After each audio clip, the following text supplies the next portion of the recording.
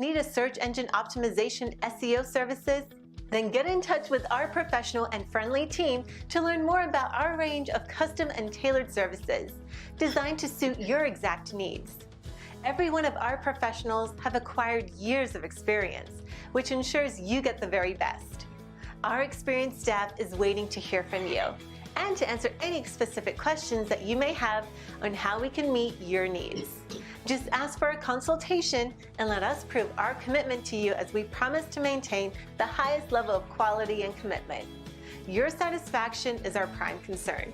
So please, don't hesitate to get in contact with us and let us show you all the great options we have. And we are the Coalition, loud and proud, outrage porn-free, civilly disobedient media broadcasting live on the worldwide Coalition Radio Network at coalitionradionetwork.com.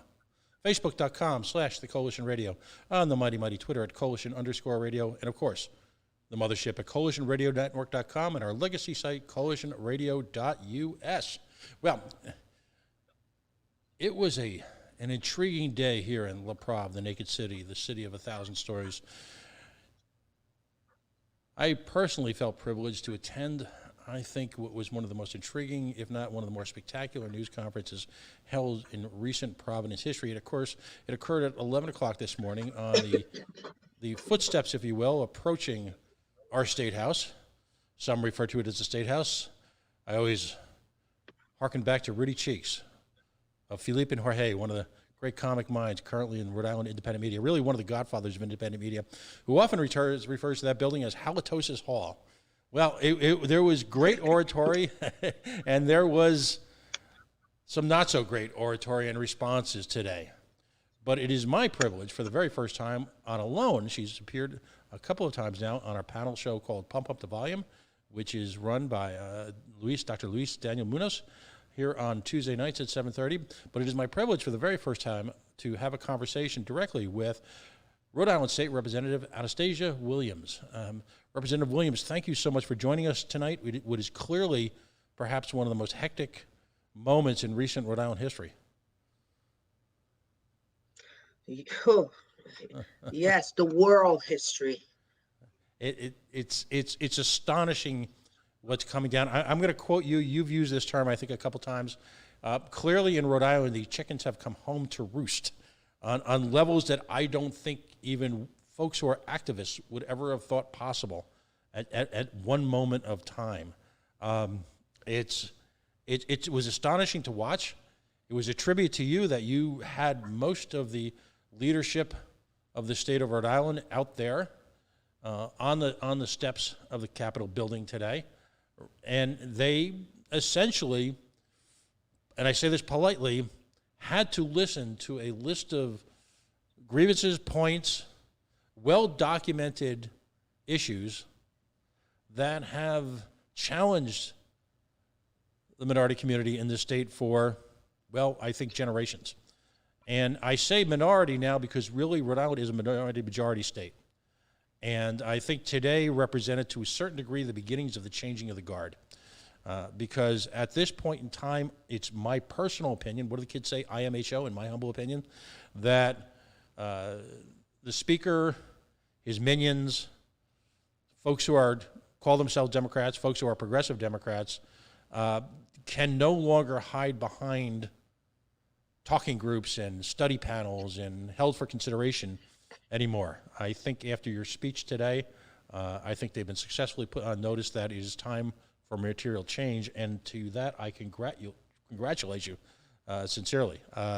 It was really a remarkable morning. What are your thoughts now that you've had a few hours to sort of decompress and assess the situation? Thank you, Pat. First and foremost, I haven't had the time to decompress. I am so pumped up right now from this morning. I'm still trying to convince myself that John DePietro is not from another planet. So with that alone, I think that I don't think, and as much as I haven't um, look back and thought about things, because I haven't used the time to decompress yet, I believe it was a success in the sense that I believe people not only listened to what I had to say, but many heard what I had to say. And several people right there after it was all done and over came up to me and they said, I felt what you was presenting. Some folks are sincere. When you're accustomed of a certain thing being a certain way, you're okay. You don't believe that there's anything wrong outside of your particular environment. And then there are those that know that it goes beyond that and they want to keep it, you know, keep it and keep people in denial of it. Mm-hmm. So, I was happy to be able to, and that was a short list, but I was thinking, remember I had everybody move into the shade earlier? I was like, there's no way I would be able to be getting no vitamin D3 and last more than 10 minutes in it. So when they were like, no, well, we can't move, because I said, honey, you can't tell me that we cannot find an extension cord in that building over there. I'll give you all 5 minutes. And they resolved that matter, as you saw. Yep. But I think it was thus far that what I can remember and recall, it was a moment of truth. I would agree completely. I think in the past, folks have talked about these issues in a very general sense. I think what was important about today, not only in getting folks to, in a sense, stand up and fess up, if you will, but I think it was very important to put down to paper exactly what needed to change.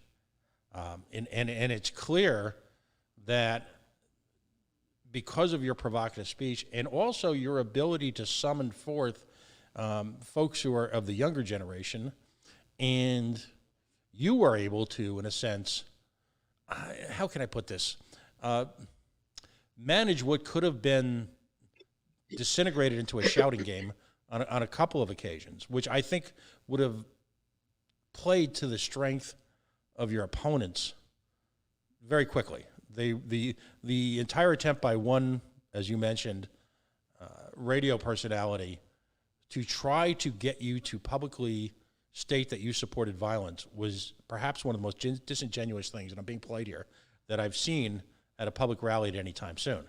Because I'm not aware of any time, regardless of whether you agree with your politics or not, that you've attempted to use your public persona, your position within the community and or the state as a leader to ever encourage illegality, to ever encourage violence, to ever encourage the destruction of property. I'm not aware of any time that you've ever done that in your entire political career.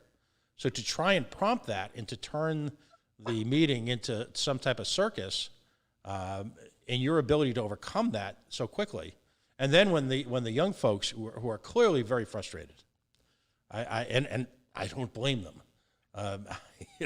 They're very, very frustrated. There's a lot of anger simmering underneath, if you will, just beneath the surface. And when that started to erupt, your ability to then get them to present, I think what you achieved today with the younger folks, just as a sidelight almost, was the notion that clear, concise political thought presented in a public format in a non-accusatory but at the same time factual manner is a political act that is worthy of consideration. And when they have to sit there, as they did, and have to listen to it, and there were a couple people there who clearly didn't want to be there, but clearly knew they had to be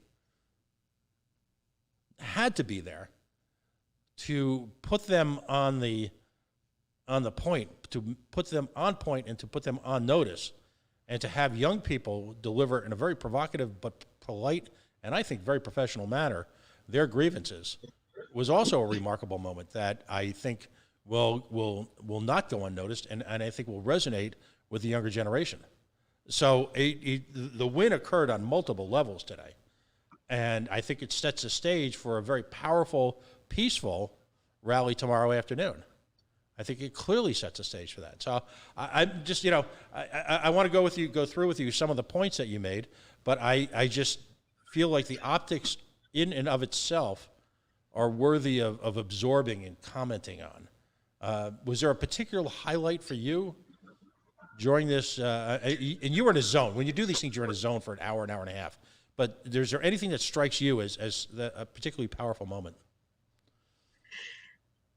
When the young lady, Amanda, succumbed to my words was a moment for me, because I wasn't certain what her entire reaction was going to be, but I wasn't willing to give up either, because the frustration that her and her other friends were demonstrating, I am very familiar with that, because it's a frustration that I encounter inside of that chamber, and I have expressed repeatedly for years, but it falls on deaf ears because, again, nobody is walking in our shoes. People have their eyes wide shut, and because their upbringing, whether it was a good one or a bad one, is different than ours, they don't believe, they don't want to believe that it's a reality for us on a daily basis, but it is. So the moment for me was when I tapped her and I'm like, come on, baby girl, come on, bring it down so that they will hear what you say, opposed to take your anger and frustration and make that the highlight of the entire press conference. Because let's be real, let's be honest here. The media is one of the, if not the most powerful entity in the world. They can make an innocent person be as guilty as the day is long, and make a guilty person as innocent. So realistically, they could have, I haven't seen any of the news reels, anything. I have not gone back and checked anything just yet. But for me, she listened and heard and felt me. And that was a moment for me. For the entire day, that was a moment for me. Right. In fact, I just left her and a few of her crew. So, it's a bond that has happened. Mm-hmm. Do you predict a future in some level of politics for that young lady, now that you've kind of shown her how successful you can be by being provocative yet on point? I don't know if that may be a direction that she's going to, but she said to me she is interested in learning. And by virtue of having an open mind, a willing heart to listen, learn, and make your own decision, that tells me there is something headed in your way that is going to be so fabulous, so magnificent, that she's going to be deserving of.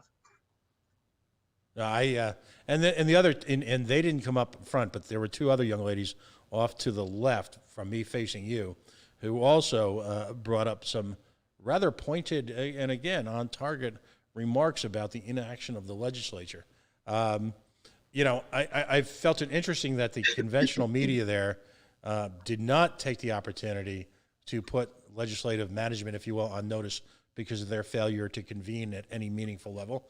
And that from my perspective, I'm not going to put words in your mouth, certainly, but from my perspective, that plays into that sort of that media partnership with leadership in this state. And what I mean by that is that I feel that far too much of the conventional media is worried about future access to politicians than they are sometimes about asking you the really pointed, hard questions. I mean, they're afraid of the disconnect that occurs and can occur when you put people in power on the spot. And I personally feel that's very unfortunate. That's one of the leading cause for some of the problems that we have in this state. But what are your thoughts? I agree with you. One of the obvious signs for me today was that they did not understand the process or the powers that be. Mm-hmm. So their frustration has taken over everything, and they're assuming, they're going on a lot of assumption. You know, they have it in for the governor in the sense that they believe, and it was rightfully so, that the Governor Gina Raimondo, added fuel to the existing fire by adding this curfew, because here again, a decision was made without really thinking about the consequences that of the people that curfew is going to affect. One being, there are many people who work the second and third shift that does not have transportation, and the public transportation is limited to how many people can be on the bus at one particular time. So therefore, some are close enough to their place of employment that they are walking. So after the curfew, whether you're going to, or coming from, if a police officer finds you on the street after this curfew that the governor has put on, they don't want to hear that you're going or coming from work. They're like, you're in violation. Come on, get it, you know. So that was one of the frustration that they presented to me today. And I said, you know, it's unfair. The governor doesn't want to listen, far less hear what we have to say. It's always for us, but without us. And at the end of the day, it's not working. But she don't give a fat rat's behind if it works or not for us, because she's got the hook up from the floor up, period. You know, just to to emphasize your point, I think I mentioned to you the first time you were on the air, you may not remember this, but I just put 2 kids through school, and I've worked 3 and 4 jobs at a time. One of my jobs for about 2 or 3 years was driving. I was a Lyft driver, and I did a lot of driving in the West End, the South End, the North End of Providence. And you quickly understand 2 important issues with respect to ordinary folks' ordinary life with regard to those communities. Number one, that RIPTA, or the RIPTR as we say in Rhode Island, it terribly underserves those communities, particularly at night, which is ironic because many of the folks in those communities are doing the very jobs that later on that afternoon, Governor Raimondo lauded. We're talking about healthcare, CNAs, nursing assistants, folks who work in a variety of long-term medical facilities, as well as Rhode Island Hospital, who have to show up for work at 11 o'clock. 11 o'clock at night, very often the second job they've worked that day. Now, under normal circumstances, they would be forced to grotesquely overpay for things like Lyft and Uber, very often using an hour or 2 salary simply to get back and forth to work, because even under ordinary circumstances, they're very poorly served by mass transportation.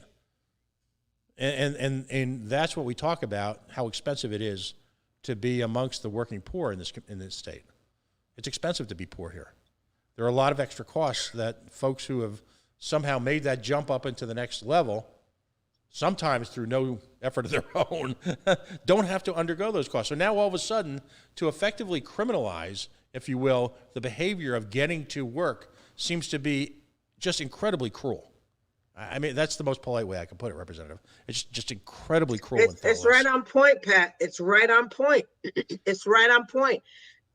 She continues to fail over and over and over. She's surrounded by individuals that are clueless of what the other cultures that make this diverse state the greatness that it is.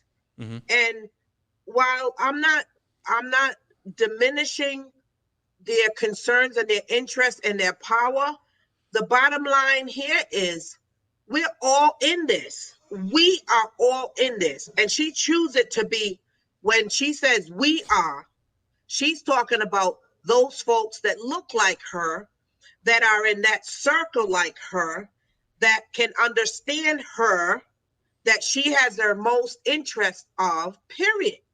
But unfortunately, that's not the reality. And resources is not coming quickly and in the amounts for us as she has made it available for her and her folks. Right. And I got the paper to prove it, so she can go ahead and try to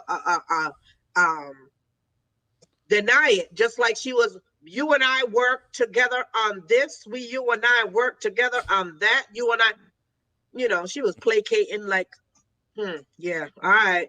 She can placate on all she wanna. One of the points you made today that you brought to the fore was a discussion of the Police Bill of Rights.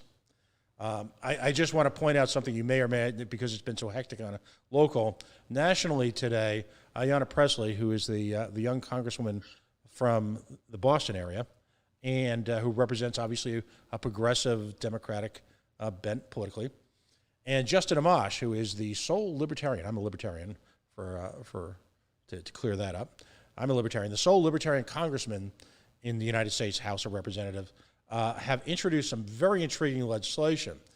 It's a House bill to end qualified immunity for police officers. What does that mean?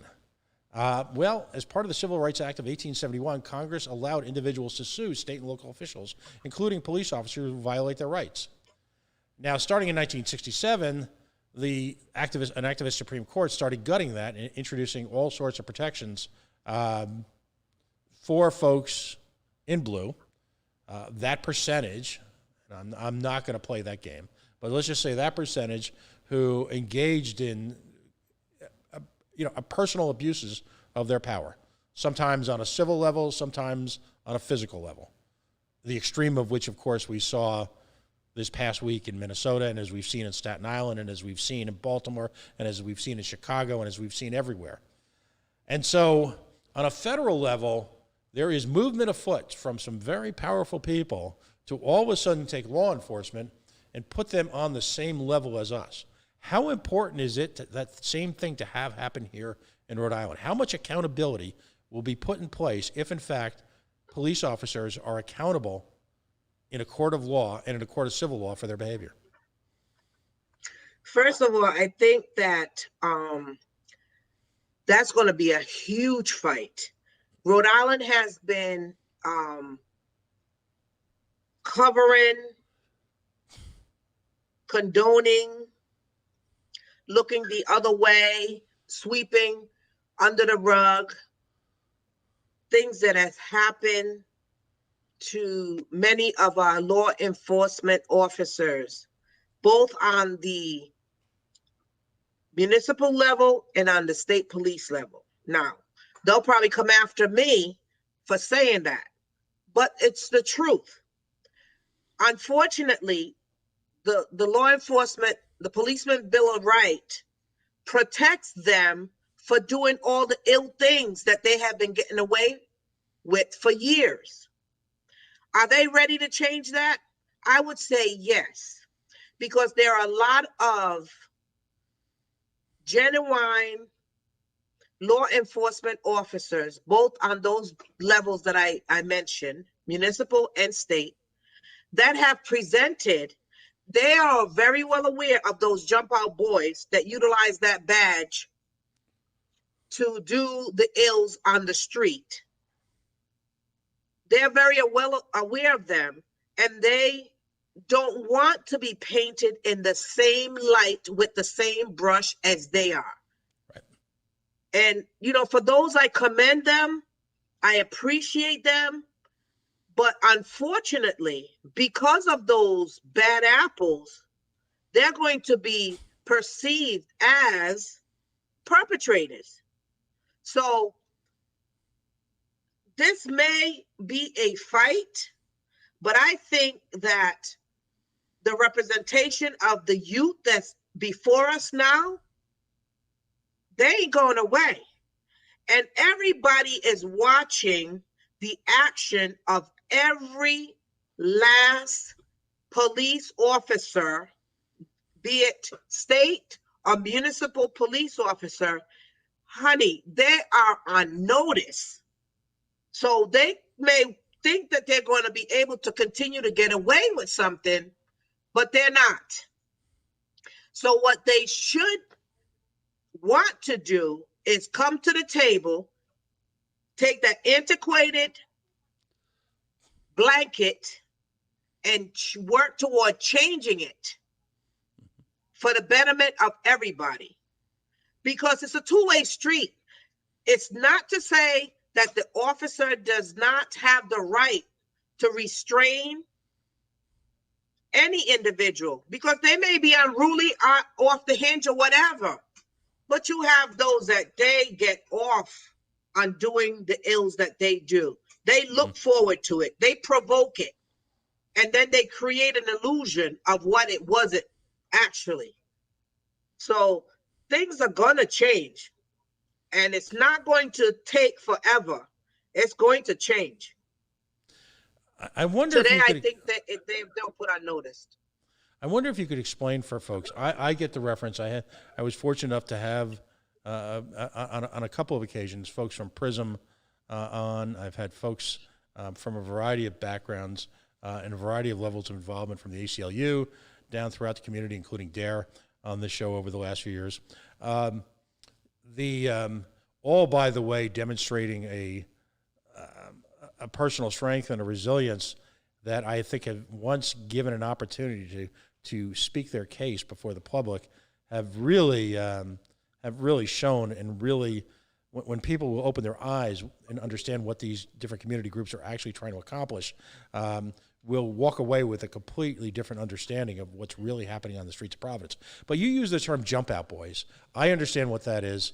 Can you explain to folks what the jump out boy unit is, if you will? Well, as I remember it to be, our individual officers, law enforcement officers, that they're often on prey, all day or in the evening, looking out, and they jump out at you. They come at you. Right. It's been for years. It's almost another term that is used. Those cowboys. Mm-hmm. We still have them. So they come out, they're individual officers that will drive around looking for something to do, and not something good either. No, it's unfortunate. I again, in interviewing some of the kids, they're kids to me. I'm obviously older, but in interviewing some of these young people, what strikes me, and it's an experience that suburban America doesn't have to deal with every day. There is a presumed guilt by a certain percentage of law enforcement on young people merely because of the fact that they are outside and about. Hanging out would be the term that we used when we were growing up, in their communities. An activity which is, by the way, they are thoroughly rightful in doing so, but very often the excuse is either weed or the fact that they might be wearing something remotely similar to gang colors. All of that will prompt an unwanted invasion of their space, if you will, by a particularly aggressive law enforcement officer. Having to live with that, as so many people in your community do, what impact does that have on people over time when they're constantly being interrogated? It's a way of life. It's a disruptive way of life. Oftentimes we are prepared for it. Sometimes we're not expecting it, and we react because of it. It's an everyday thing for a lot of us. It's an unfortunate situation. It's an unfortunate way of life that we encounter in in our urban communities, day in and day out. How many women of color do you know have had to have a conversation with their children, particularly if their children are young men, about how to behave in the face of an aggressive police action? Every woman I know, every father I know has had the conversation and continues to have that conversation and how to react. Everybody has a different way of approaching that situation, because you need to be taught, be educated, and be ready for that particular situation when it happens, if it happens. I was standing in my living room, and my son had gone down the street to visit a friend. And on his way back, I just happened to be standing in the living room, and I could see him walking. I also saw a police squad car creeping up behind him very slowly. So I watched. And as he got to the corner to turn onto our street to get in the house, he got pulled over for absolutely no question whatsoever. Good thing I observed it. I opened up the door. I came out onto the porch, and he was starting to get aggressive verbally with my son. What I did that day that I don't normally do, I reached for my pocketbook before I opened up the door and took my badge out. And I went out onto the porch, down the stairs, and walked over to my son and showed it. And there was an apology that was extended to both my son and I. Mm-hmm. But with that apology came the excuse that they had gotten calls with regard to an individual walking the neighborhood in basketball shorts. So, because my son was walking in basketball shorts, and supposedly they got a call, Mm-hmm. he was a perfect target in that moment. But had I not been in that living room looking out that door, and as much as I have taught my children, their dad has taught our children, the bottom line is, I know my son, he was going to stand up for his honor of not being a guilty person. He was going to challenge them because of the fact that he knows that he is somebody, and he should not be treated as a person that's less than. Right. So I was happy that it didn't get a chance to escalate, because I zoomed out there and I had my badge. And when they saw my badge, it was like, oh, sorry, thank you. Excuses. But it happens all the time. But I think the tables have turned. The tables have turned. Mm-hmm. It used to be said back in the day, the revolution shall not be televised. But guess what? George Floyd's death was watched in the entire world, not the country. So we are watching. People are watching. So the revolution, for me, shall be televised. So they can go ahead and act a fool if they wanna, because they don't know who is watching them when they're acting up. So those bad habits may remain habits, but they're going to be very selective when, where, and to whom they put it on, execute it on, and how they behave. Period. There'll be change, a lot of change. You know, today was fascinating. I don't know how often, and I don't spend a lot of time doing press conferences, but I knew I had to be there today. The presence of a strong undercurrent of independent media was there today. Bill Bartholomew was there, of course, filming and asked one of the more provocative questions. Our friends from Steve Alquist was there today, and he put the speaker on the spot when he mentioned, in fact, that driver's licenses had been up for consideration for, I believe, 5 consecutive terms. Let me ask you a question. The driver's license issue.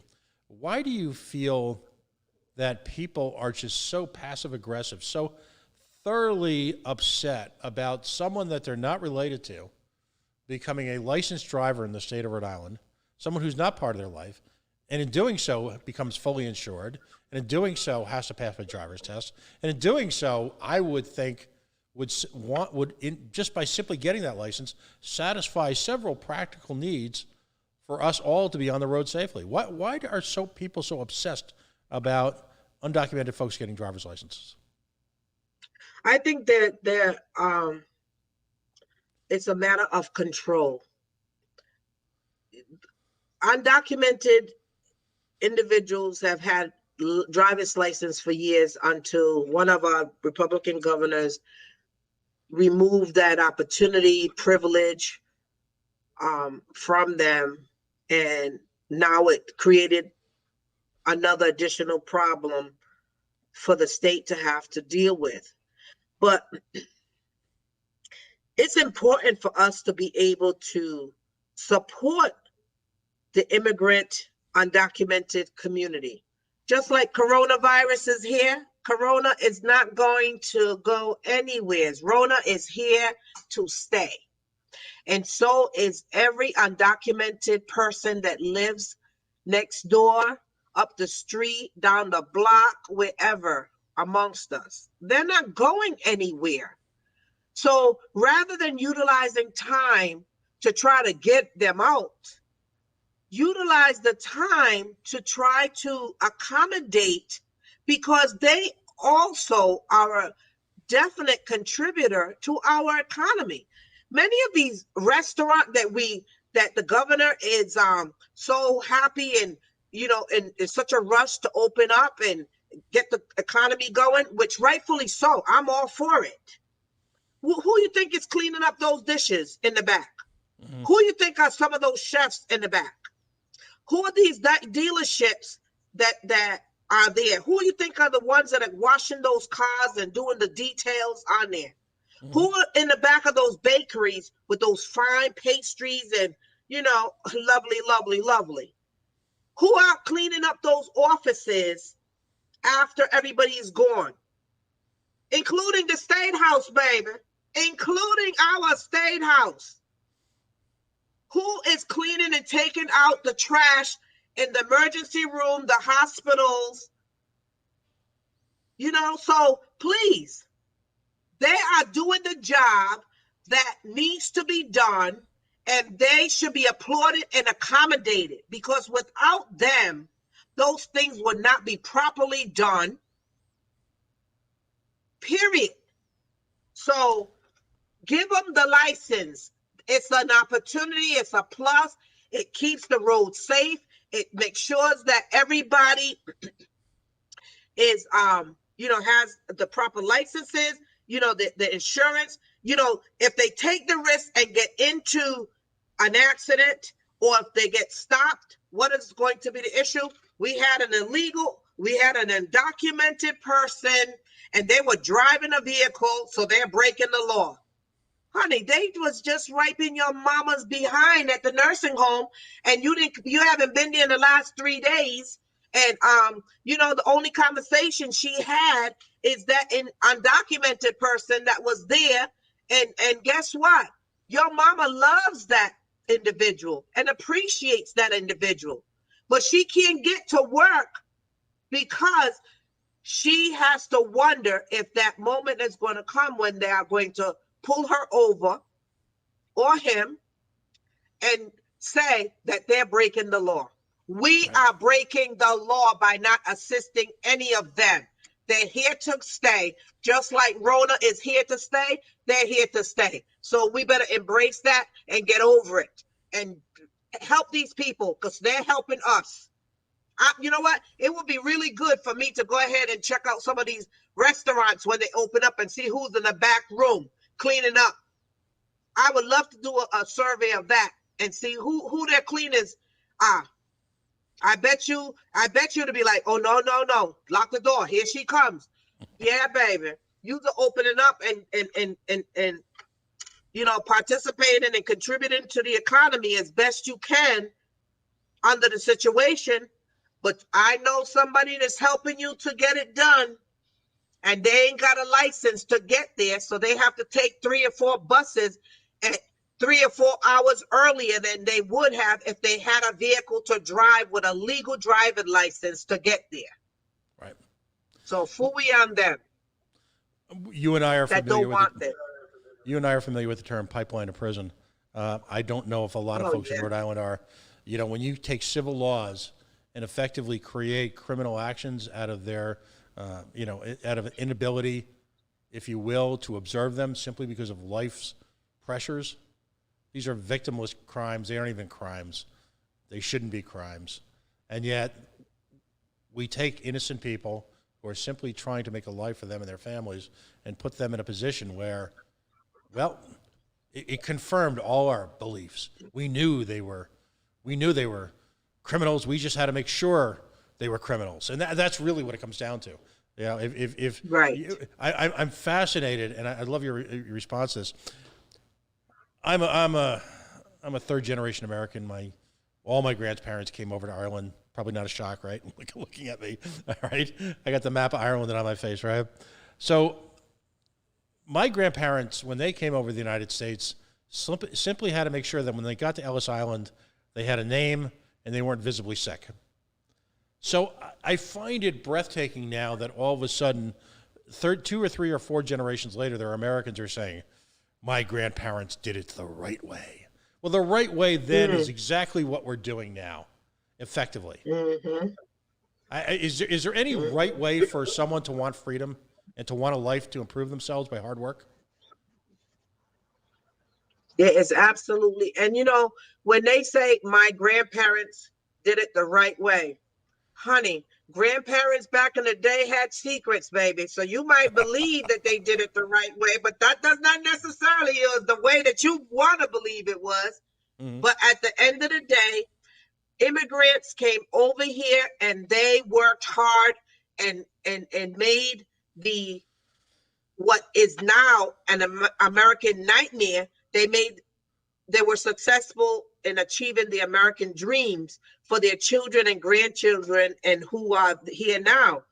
So there's absolutely no excuse for us not to extend that opportunity for our sisters and brothers who have come over here looking and searching and wanting the same thing, period. I could understand if they're here perpetrating and, creating havoc and so forth. We got some folks that are born right here that need to be jacked up from the floor up 24/7. But instead, we give them passes.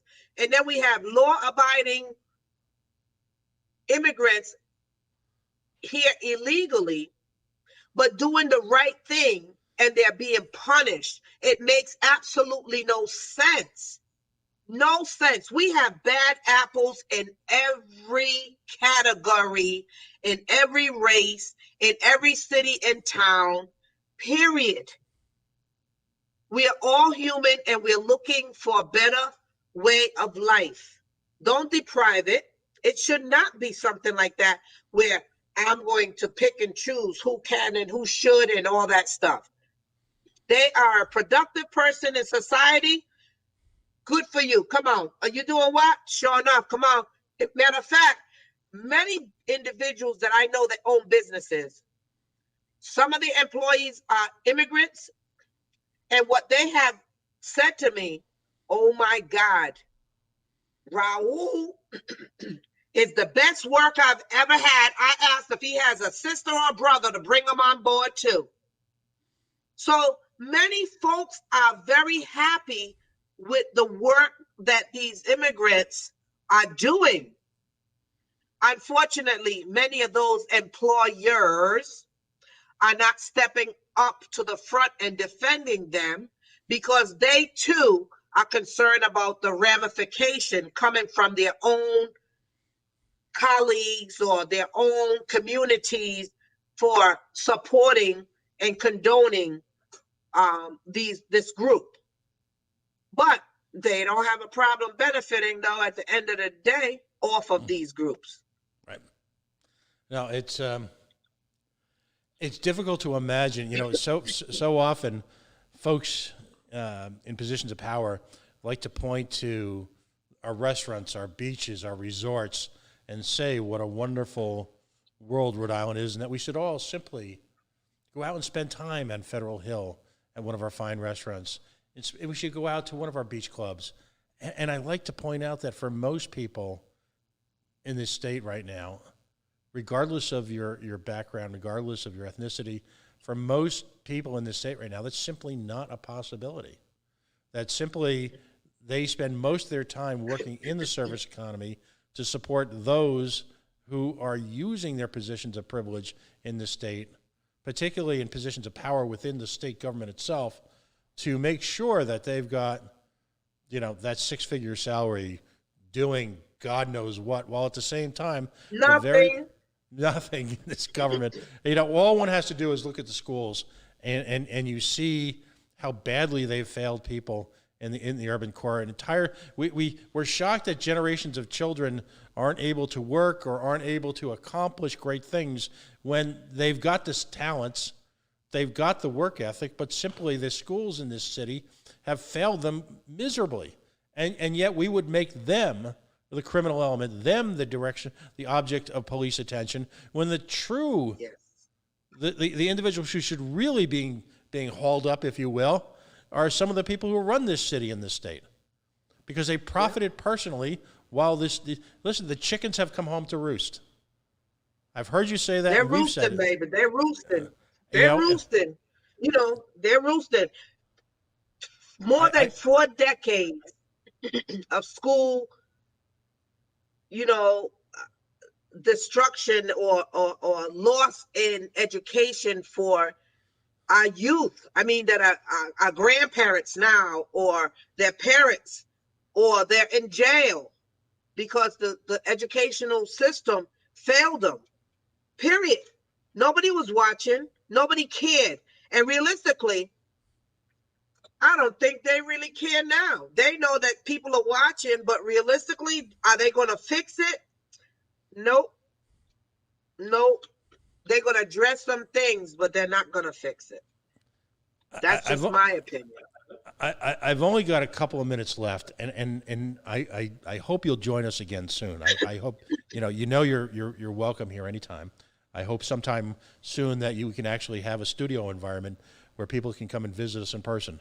But my sense was that there were people in power at a hearing today, and it doesn't matter who they were, are simply ready to dismiss these concerns to another study group, to another blue ribbon panel, to another conversation, to a discussion.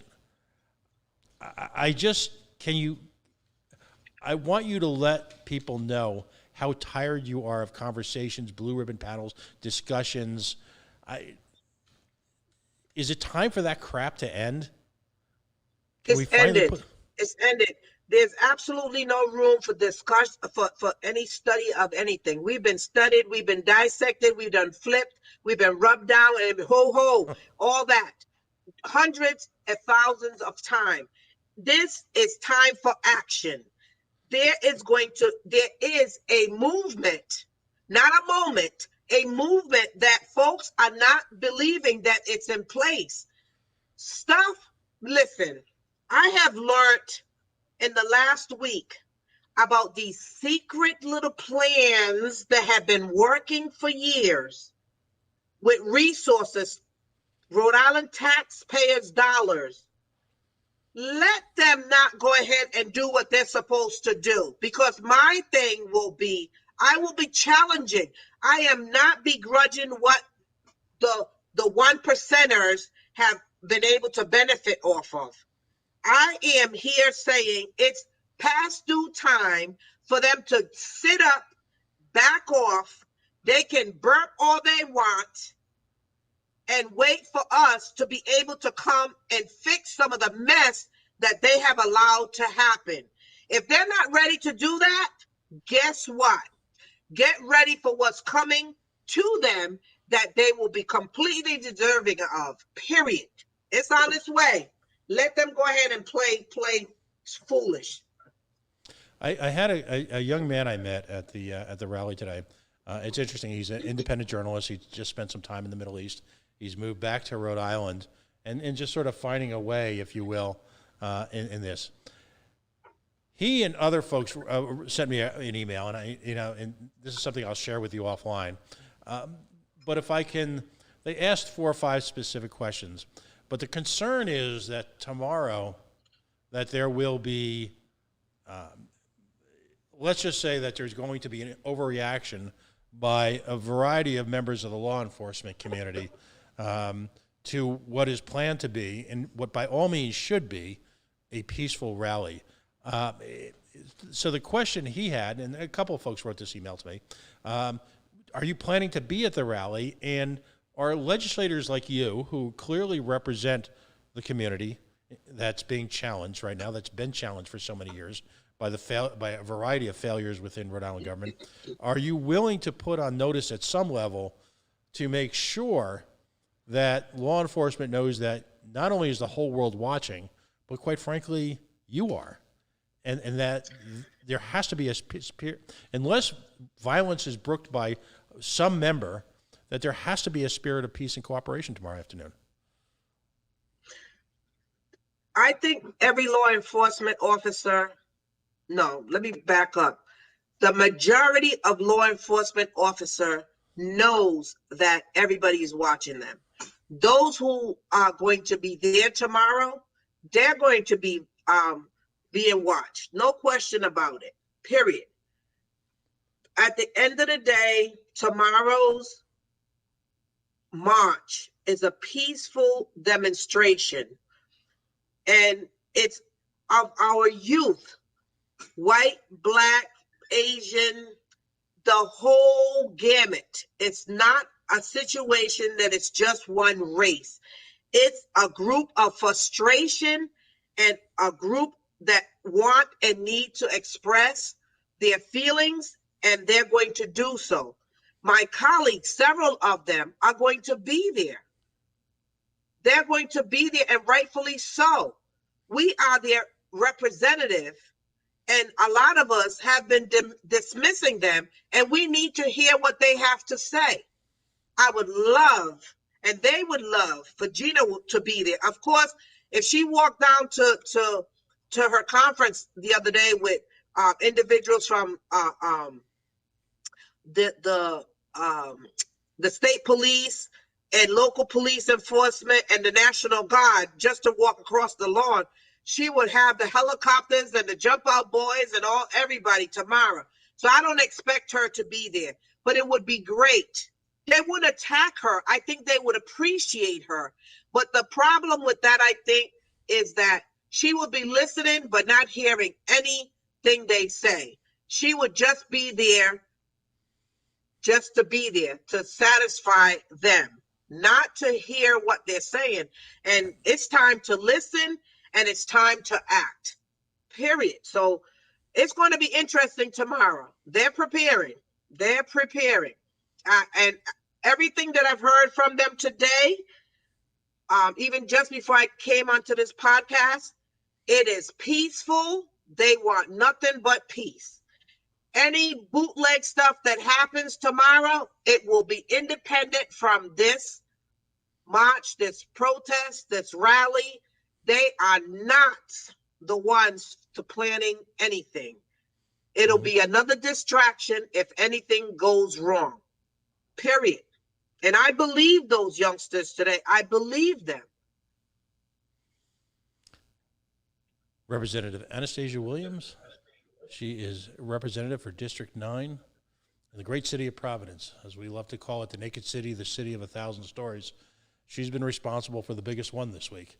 And I want to thank you for joining us. And I hope we get a chance to meet this weekend or sometime in the next week or two. I'd love to have a cup of coffee with you and just kind of break bread.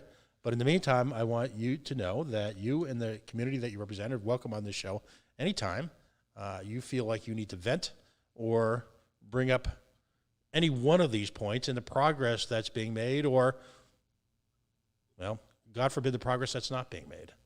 It's you're right. It's time that the platitudes have got to end. The cliches have got to go home. It's simply time to act. A line was crossed this past week with the assassination of a citizen by a law enforcement officer, and I use the word assassination intentionally. It's supposed to be provocative. Somehow we've gotten conditioned to the term murder or arrest or homicide. I think the term assassination, in my personal opinion, is much more appropriate. But I wish you nothing but luck this weekend, and I'll be optimistic. I think good things are to come. I think everyone now, every time they watch that video, understands that this has gone on for far too long, and if the resolution of it seems dramatic, if it means changing our opinions and our, if you will, approaches to certain governmental presences, certain pillars of the community, oh well. Got to happen. Thank you for joining us tonight. I thank you, Pat, for having me. Greatly appreciate. All right, we'll talk soon, I'm sure. Yes, I look forward to it. Folks, we're going to take a quick break now. We are the Coalition, loud and proud, as always.